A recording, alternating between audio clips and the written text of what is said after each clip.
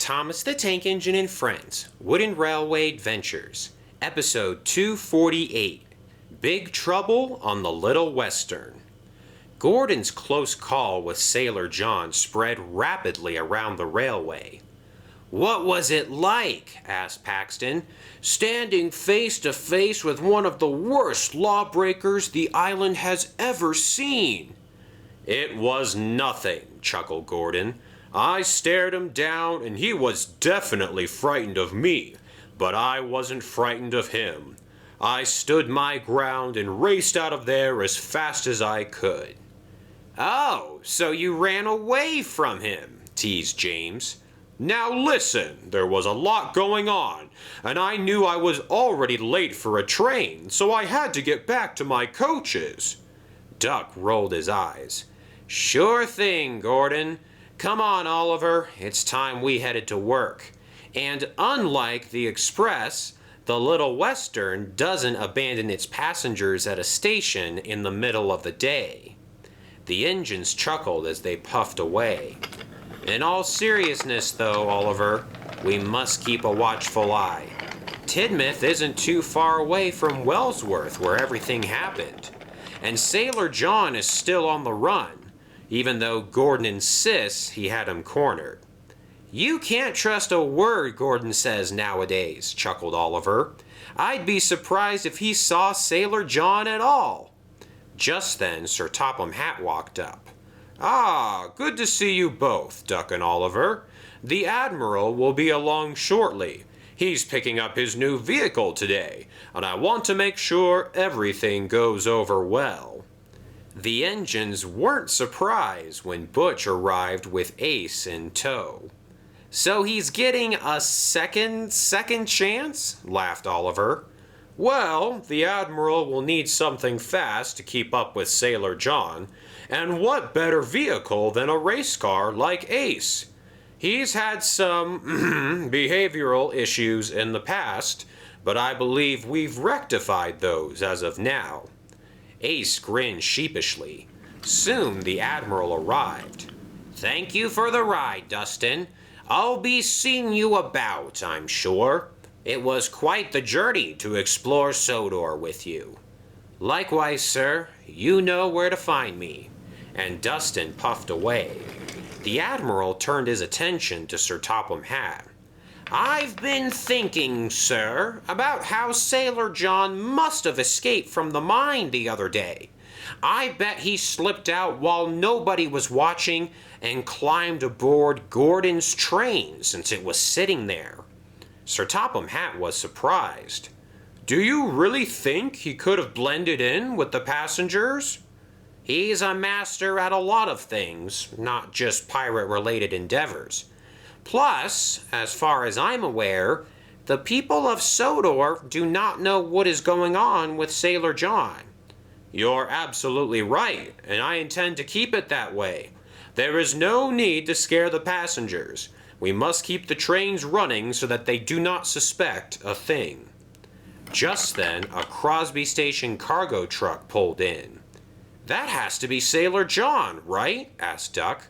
"What's he doing out and about in the daylight right now?"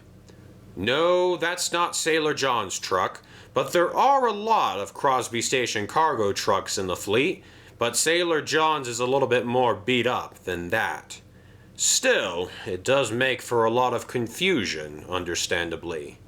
Sir Topham Hatt thought for a moment.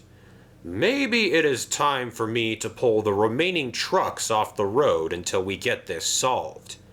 "But who will handle the deliveries?" asked Oliver. "Those trucks carry a lot of supplies around the island."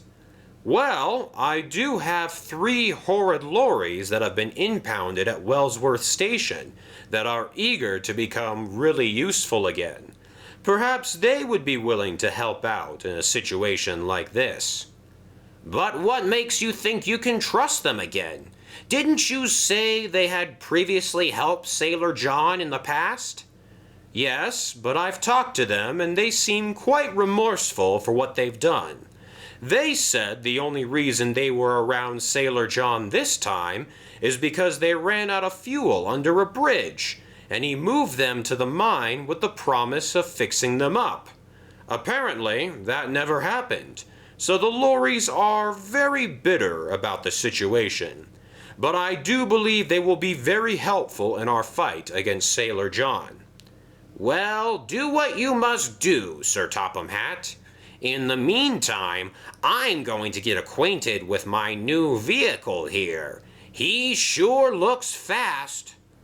Duck chuckled and set off with his passengers. This Sailor John business is awfully distracting for the railway. I wish it would come to an end. Further down the line, Duck was forced to stop by the Sodor Sweet Shop. Oh, bother, one of those pesky cargo trucks they were just talking about. I can't tell if this one is Sailor John's or not. Duck's driver and fireman got out to look at the vehicle. Just then, one of the doors on Duck's coach opened. Please stay inside the coach until we reach the station, thank you. It's dangerous to walk around. Don't say a word, whispered Sailor John. Let's go. Duck's driver and fireman were amazed when he suddenly took off without them. Did you leave the lever on? Me? I'm the fireman. I don't know how any of that works. But Dennis had been sitting nearby and had seen everything. Word soon spread quickly around the railway. Duck's been hijacked, gasped Henry. Sailor John apparently stole the controls away from his driver and fireman. All of the engines were very concerned, except James. That pirate nearly blew me up last time, and nobody batted an eye. What gives? Eventually, Sailor John was forced to stop near the docks. Sir Topham Hatt and the Admiral had blocked the track. Give it up, Sailor John. We know you're in there. It's time you ceased all of this nonsense and left the island before something bad happens. Here's your opportunity to get on that tugboat and never return. Har, me? Leave? You sure don't know a pirate, do ya? We never give up and we never surrender.